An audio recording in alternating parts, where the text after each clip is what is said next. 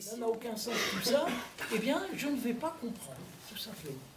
Et je passerai à côté du Christ. Je passerai à côté du mystère de l'Église. Je passerai à côté du mystère de la foi. Hein, et c'est comme ça que, de fait, des gens très intelligents peuvent ne pas avoir la foi. Mais encore une fois, c'est parce que leur intelligence, n'étant plus orientée par l'amour, ou du moins minimum d'ouverture, parce qu'on ne peut pas demander d'aimer avant de connaître, parce que c'est là qu'aimer et connaître s'appellent l'un l'autre. On commence à s'ouvrir, on commence à connaître, parce qu'on commence à connaître, on peut aimer davantage, parce qu'on aime plus, on va connaître mieux. Vous voyez, en fait, ça s'épaule mutuellement jusqu'à l'ouverture complète de l'esprit et du cœur à celui qu'on découvre. Et voilà bien la démarche de la foi dans laquelle l'intelligence humaine est absolument requise. Vous savez que l'Église a même refusé de reconnaître comme valides des baptêmes d'adultes qui seraient faits s'il n'y avait pas une suffisante connaissance des mystères de la foi. Parce qu'il y avait des missionnaires qui allaient en rondeau, vous voyez des populations, disaient les gars, hein, vous êtes pour les chrétiens, hein, bon, ben alors on va vous baptiser, hein, alors vous croyez en Dieu, Père, Fils, Saint-Esprit, oui, boum, boum, boum, on les plongeait dans l'eau, eh bien, l'Église a dit, ils ne sont pas baptisés. Parce qu'il n'y a pas eu un acte de foi réel. C'est pas pareil pour un enfant, évidemment, mais pour un adulte, s'il n'est pas instruit au moins de la vérité de la Trinité, de l'incarnation rédemptrice, considère que l'instruction qu'il a eue n'est pas suffisante et donc que son adhésion de foi n'est pas suffisante pour qu'il soit baptisé. Donc c'est dire combien notre intelligence est prise au sérieux par Dieu. Il faut cette adhésion de notre esprit en même temps que celle de notre cœur, les deux s'appelant l'une l'autre pour permettre que se fasse la rencontre. Et quant à la sensibilité, parce que généralement, dans l'être humain, il y a l'intelligence, la volonté, la sensibilité, elle n'est pas disqualifiée non plus dans l'acte de foi. La sensibilité, vous savez, c'est quelque chose de très curieux. Si deux êtres qui commencent à se connaître n'étaient pas poussés par une certaine sensibilité l'un vers l'autre, probablement ils ne se marieraient jamais. Et d'un autre côté, on sait bien que ce n'est pas cela qui fera forcément la solidité ou la valeur de leur mariage. Il faudra qu'ils se connaissent, intelligence, et puis aussi, surtout, qu'il y ait un désir profond de vouloir faire le bonheur de l'autre. Donc la volonté, elle aura encore une place encore plus importante. Mais pourtant, la sensibilité est toujours utile, généralement, pour mettre en mouvement le phénomène. Alors, Charles aimait dire qu'elle est la tête chercheuse. Et en ce sens, elle est une bonne servante et un mauvais maître, parce que si on se règle sur sa sensibilité, ça dépendra des jours. On aura des jours où on sera en bonne forme, d'autres jours en mauvaise forme, et notre foi sera flagada, quoi. Mais en réalité, dans une conversion, il n'est pas rare que Dieu, de fait, fasse appel à notre sensibilité. Qu'il y ait un moment où, alors qu'on a presque tous les éléments déjà en main, on a déjà presque tout compris, et que notre cœur commence déjà, notre volonté s'est déjà ouverte, eh bien, ce qui va faire l'élément cohésif de tout ça, ça sera très souvent quand même la sensibilité qui sera là comme le moment où tout se nourra dans une adhésion claire. Je pense exactement comme dans un amour humain. D'ailleurs, on est très proche de l'expérience d'une déclaration d'amour. Voilà. Alors, je reviens un instant sur le côté de connaissance de la foi. La foi, donc, mobilise notre intelligence au même titre que notre volonté. Donc la foi, faut-il encore le redire, je l'ai déjà dit un peu, mais je le redis encore, ce n'est pas seulement de croire que Dieu existe. Car comme dit Saint Jacques, les démons aussi croient ça, mais ils tremblent. Donc ça ne les sauve pas beaucoup de croire que Dieu existe. Ce qui nous sauve, c'est de croire que Dieu nous aime au point de nous avoir envoyé son Fils et au point d'être venu nous chercher notre petite liberté malade. Ça, c'est ça notre foi. Notre foi, elle est d'adhérer à cela, à un contenu. Et faisons bien attention que ce contenu, même s'il correspond en vérité à ce que nous portons en nous, nous ne pourrons jamais le déduire de ce que nous portons en nous. Je citais ça dans le groupe où j'étais tout à l'heure. Platon, dans plusieurs dialogues, montre comment, en posant les bonnes questions, on peut aider quelqu'un qui est ignorant, par exemple, des mathématiques, à retrouver les grandes vérités des mathématiques. C'est l'Isis, je ne sais plus lequel, dans lequel on voit qu'effectivement, un pauvre esclave qui ne sait pas grand-chose, et bien en fait, il va redécouvrir le théorème de Pythagore. Tout simplement parce que... Comment ? Le Ménon, enfin je cherche le nom de l'esclave. Oui, non, oui. Eh bien, ça c'est possible parce que les mathématiques, ça correspond à la forme de notre esprit, de même la philosophie peut-être. Tandis que quand il s'agit de nous conduire à la révélation de Dieu, il y a des initiatives que Dieu a prises et qui ne sont pas déductibles a priori.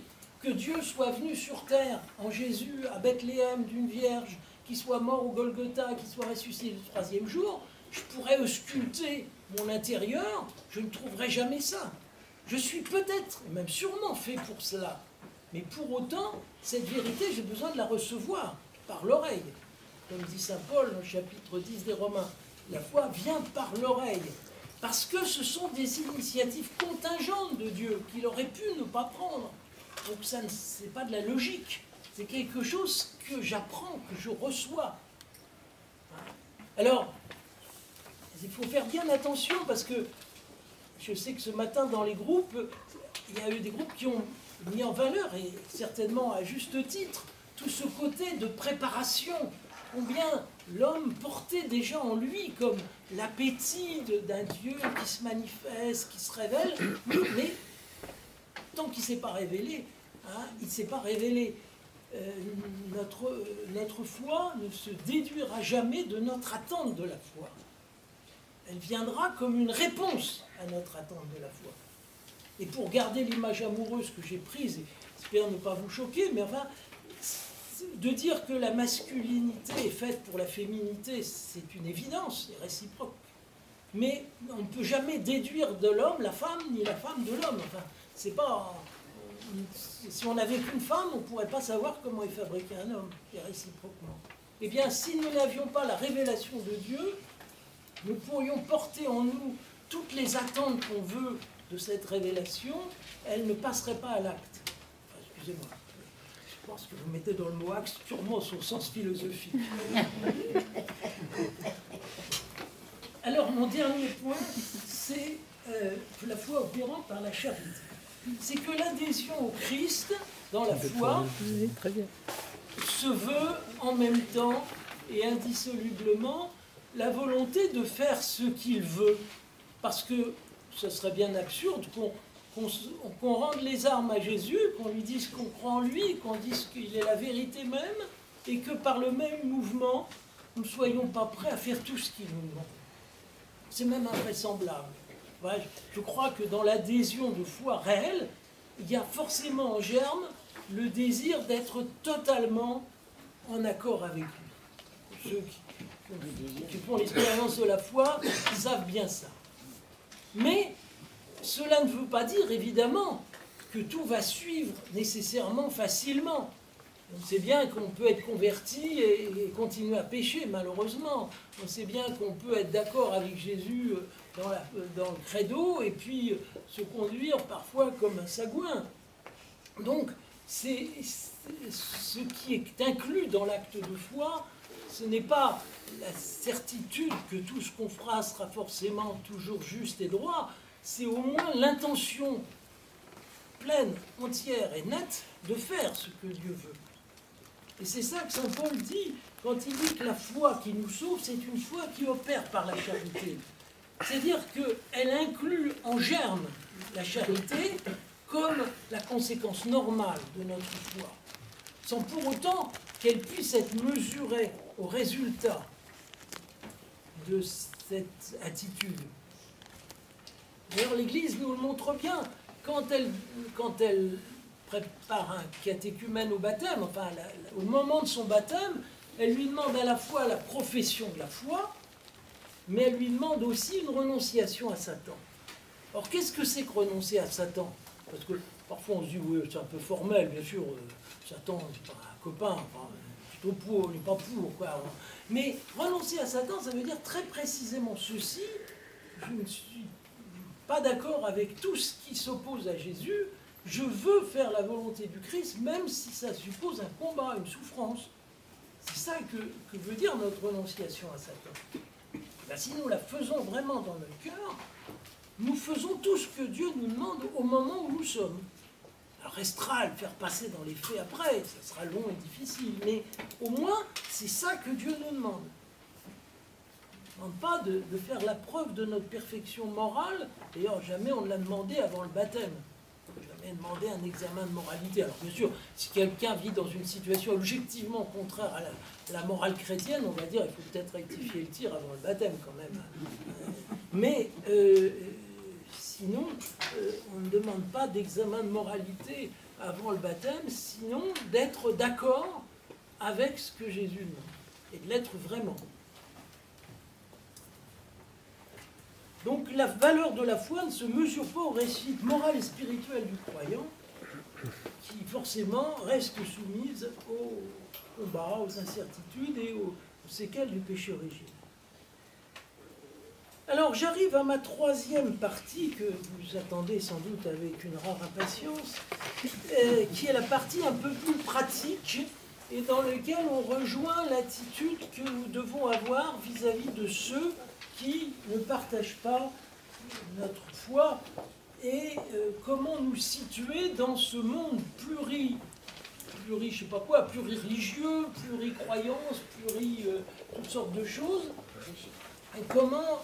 D'abord, je le fais rapidement parce que Pierre-Henri l'a un peu fait ce matin, et puis il faudrait, si on voulait le faire sérieusement, le faire beaucoup plus en longueur. Mais enfin, de regarder le paysage des croyances qui sont autour de nous, hein, qui sont évidemment extrêmement diverses. Il y en a qui sont de type franchement religieux, avec l'affirmation d'un Dieu, voire d'un Dieu personnel, comme dans l'islam et le judaïsme, mais aussi d'autres qui sont religieuses sans que ça soit personnel, comme la religion hindoue, philosophico-religieuses comme dans le bouddhisme, voire des croyances qui sont purement magiques ou superstitieuses. Enfin, le paysage est extrêmement varié, donc il est très difficile de prendre une mesure générale de tout ça, et je crois qu'il est capable, et il faut que nous soyons capables de faire déjà un classement entre ces croyances, de dire qu'il y en a certaines, malgré tout, qui sont supérieures à d'autres, qu'il y en a, que tout le monde il n'est pas beau, tout le monde il n'est pas gentil. Il y a des croyances qui abêtissent l'homme, et il y en a d'autres qui l'élèvent. C'est pas manquer à la tolérance que dire ça. C'est tout simplement reconnaître qu'on ne peut pas mettre sur le même plan des pratiques qui sont abominables dans les conséquences morales, notamment qu'elles incluent, et d'autres qui, malgré tout, produisent une certaine spiritualité, certains efforts de perfectionnement moral et spirituel. Donc il faut qu'on soit capable de jeter ce regard un peu réaliste sur les croyances qui nous entourent et ne pas traiter non plus tout à égale distance.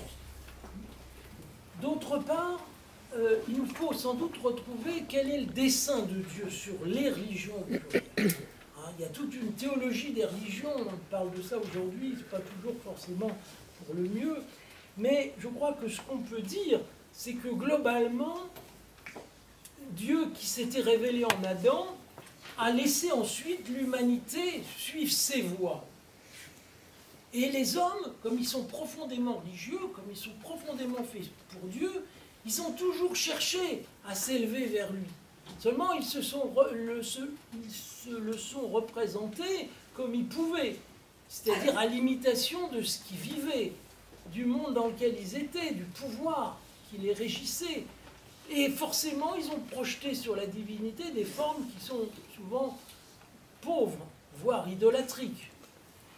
Mais cette universalité du sentiment religieux, en soi, il est très impressionnant, même émouvant, voir tous ces efforts que les hommes ont toujours fait vers le divin. personnellement, moi je suis venu au Christ par justement la considération des religions non chrétiennes. C'est pareil, c'est original, mais je ne raconterai pas mon chemin. Mais quand on voit les sages hindous qui vivent dans un renoncement assez impressionnant, qui répètent avec amour le nom divin pendant des jours et des jours, enfin, c'est pas négligeable quand même. On se dit, c'est impressionnant cet effort que les hommes ont fait pour ça. Mais une fois, et une fois seulement, Dieu n'a pas attendu les hommes sur la ligne d'arrivée, il est venu les chercher sur la ligne de départ. Et c'est ça qu'il faut qu'on puisse dire, c'est que le christianisme, c'est pas une religion parmi les autres dont on dirait, nous, qu'elle est la meilleure parce qu'elle est celle de nos ancêtres, mais que nous disons ça parce que c'est foncièrement différent. C'est une fois Dieu qui ne nous a pas attendus sur les cimes, nous peignons arriver, peut-être seules quelques personnalités d'exception arrivées, mais qu'il est venu nous chercher sur la ligne de départ en faisant le chemin avec nous, en son Fils. Que donc là réside la différence fondamentale, et que toute quête de Dieu est ici prise à revers, en quelque sorte, par Dieu qui n'attend pas que l'homme s'élève, sans d'ailleurs jamais y arriver vraiment jusqu'à lui, mais vient l'aider à remonter vers lui. Et c'est là que nous retrouvons toute l'originalité de la foi que nous avons essayé d'analyser, que la foi, donc, qui n'est pas seulement une force de conviction, qui n'est pas seulement une adhésion à un système de pensée, qui est cette rencontre de l'initiative de Dieu vers nous et notre réponse. Enfin, je ne vais pas le redire une nouvelle fois, c'est tout ce que j'ai dit plus haut. Donc, ceci doit déterminer notre attitude à l'égard des autres. C'est-à-dire, probablement, d'abord de ne pas nous ébranler. Parce que ce qui arrive beaucoup aujourd'hui, c'est que les croyants qui pendant longtemps ont vécu relativement vase clos, dans un village bas-breton du 19e siècle, il n'y avait pas beaucoup de musulmans.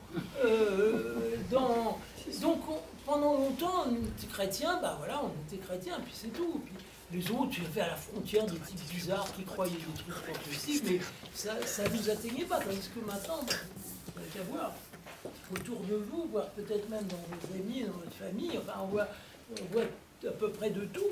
Donc, la conséquence chez les chrétiens, c'est soit de les ébranler, de se dire, mais après tout, moi je dis ça, mes autres disent ça, peut-être que puis il y en a qui sont meilleurs moralement que nous, etc. Alors, on peut rentrer dans des comparaisons à n'en plus finir, et alors est-ce que c'est si vrai que ça? Est-ce que bon, après tout, Dieu est grand, chacun voit midi à sa porte, toutes les religions se valent, enfin, on connaît tout ça, et c'est extrêmement dangereux, évidemment, parce que ça va nous faire manquer l'expérience de ce que j'ai défini comme l'attitude de foi, c'est-à-dire de reconnaître une initiative que Dieu a prise vers nous et de commencer d'y répondre. D'un autre côté, il ne s'agit pas de mépriser non plus le reste, ça ne sert à rien. Vous connaissez des gens, ils ont des formules toutes faites pour caractériser toutes les religions non chrétiennes et pour les déprécier. Moi, je n'ai jamais vu qu'on était grandi par le fait de déprécier les autres. C'est généralement une preuve d'une âme petite, plus que d'une âme généreuse. Il faut pouvoir saluer ce qui est authentiquement religieux chez des hommes qui n'ont pas la foi catholique. Mais en même temps, ne pas nous illusionner non plus. Parce qu'on passe tellement facilement de l'estime à une espèce de séduction, dire ah voilà. Ouais, quand on regarde de près, on voit bien toutes les aberrations quand même qui se mêlent, même aux choses les plus élevées. Et que il ne faut pas que nous simplifions non plus ce tableau. Et c'est là que commence tout simplement notre apostolat. C'est-à-dire le fait de se dire, j'ai découvert celui qui est la vérité même, qui est venu jusqu'à moi, je n'ai absolument pas mérité ça, c'est formidable. Et bien la moindre des choses que je peux faire, c'est d'essayer de le partager. À égalité d'ailleurs avec les autres. Il ne s'agit pas de les écraser, de notre mépris, encore une fois. Et il s'agit d'être prêt à rendre compte de notre foi. En acceptant même qu'eux essaient de nous convaincre en sens contraire. Moi j'ai toujours dit, si quelqu'un qui n'a pas ma croyance, essaie de me convaincre, eh bien il me rend service. J'y vois de l'estime au contraire. au lieu de m'en défendre, je dis, comme au fond, j'ai rien à craindre, je ne cherche que la vérité. Et le Christ, c'est la vérité. Donc, je n'ai vraiment rien à craindre. La vérité ne... Alors peut-être que je ne serais pas un bon témoin de la vérité, je ne saurais pas bien la dire, je ne saurais pas bien l'expliquer, mais j'ai rien à craindre au fond. Et il ne faut jamais avoir à craindre quelqu'un qui essaie de nous convaincre la vérité. Et encore une fois, c'est un bienfaiteur, c'est quelqu'un qui nous rend service, hein, qui nous donne le moyen d'aller jusqu'au fond de nos raisons de croire. Et donc, on n'esquivera pas à la confrontation.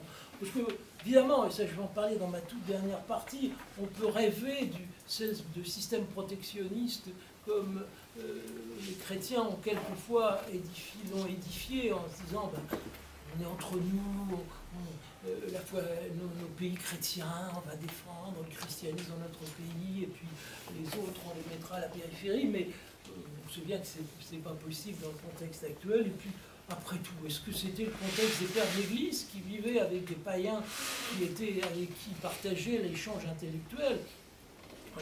Le christianisme n'est pas né dans un climat protectionniste, il est né au contraire dans un climat de libre concurrence. Eh bien, si les temps modernes nous ont donné la libre concurrence, ne le regrettons pas. Alors, je loge un tout dernier paragraphe justement sur la question de la liberté religieuse, parce que je pense que c'est peut-être le moment de l'aborder. Hein. Depuis le Concile Vatican II, de façon explicite, l'Église nous demande de respecter la liberté religieuse et de ne pas demander à l'État de réprimer les croyances qui dérangent notre foi chrétienne. Alors ceci a été très attaqué, etc. Je ne reviens pas sur toute l'histoire, mais alors peut-être la seule chose que voit Jean-Paul II a laissé entendre dans un document ou l'autre, c'est dire quand derrière l'attitude religieuse, il y a par exemple des valeurs, enfin une manière d'envisager la vie morale qui est franchement contraire à la dignité de l'homme, oui, il est normal que pour le coup, l'intervention de la puissance publique puisse être requise. Si on peut. On voit bien ce qu'il en est aujourd'hui face à certains sujets. Mais c'est la seule question. Pour le reste, encore une fois, que nous devions être en situation de libre concurrence, c'est sans doute pas un mal. En tout cas, ça nous aide, ça développe notre pugnacité, ça développe notre esprit de répartie, ça développe aussi peut-être les armes, les seules vraies que nous ayons reçues du Christ, qui sont les armes de la conviction. Les fils de lumière n'ont pas reçu pour mission seulement de réprimer les fils de ténèbres, mais aussi de pouvoir aider les âmes qui sont plus souvent victimes que coupables des erreurs dans lesquelles elles sont. Donc cette rencontre sur un pied d'égalité avec toutes les doctrines et tous les cultes pourrait être éprouvante. Néanmoins, notre régime normal, il faut qu'on s'y fasse et qu'au milieu de ça, nous sachions faire ce que d'ailleurs les autres font aussi, c'est-à-dire de diffuser, de faire connaître, de proposer des rencontres, d'aider à découvrir ce que nous portons, ce que vous allez faire par excellence en invitant des foules apaisées. Donc je finis par l'apostolat en disant combien l'apostolat au fond est lié avec ce thème. Vous voyez, il n'y a pas de sujet à la limite plus proche de l'apostolat que ce thème que nous avons cette année pour marcher vers Vézelay. La foi, c'est notre trésor, et c'est parce qu'elle est bien cette rencontre de personne à personne que j'ai essayé de vous décrire, qu'elle se répand précisément comme une rencontre de personne à personne dans l'apostolat. Et le grand avantage de l'apostolat, c'est que non seulement il nous aide peut-être à étendre le cercle de ceux qui connaissent le Christ, mais que pour nous-mêmes, il a une grande influence, parce qu'il nous oblige à sortir d'une attitude, disons, d'une adhésion purement convenue et sociologique à la foi chrétienne, et nous aide à prendre conscience de l'enjeu de ce qui se passe. Un chrétien qui fait de l'apostolat, c'est un chrétien qui, la plupart du temps, s'est réveillé d'une espèce de sommeil dans lequel encore beaucoup sont, par lesquels on dit « Ah, ben, comprenez, moi j'ai reçu la foi, on faisait comme ça dans ma famille, je ne me pose pas trop de questions, mais oui, je vais à la messe le dimanche parce qu'on m'a dit qu'il fallait y aller, et puis c'est tout. » Cette foi-là, on va la respecter parce que c'est nos frères, et puis on ne va pas forcément les démolir, mais il faut dire qu'elle ne tiendra pas longtemps. Justement, il n'y a pas l'expérience d'une rencontre personnelle qui mènera normalement à l'apostole. Donc voilà ce que je vous souhaite, c'est-à-dire non seulement de devenir de fervents apôtres, mais des croyants par le fait même encore plus sûrs et encore plus forts dans leur foi. Voilà ce que je voulais vous dire pour le...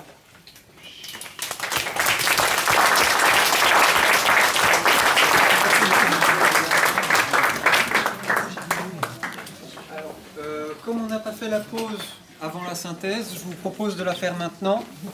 Je pense qu'on en a tous un petit peu besoin. On se retrouve à 16h30.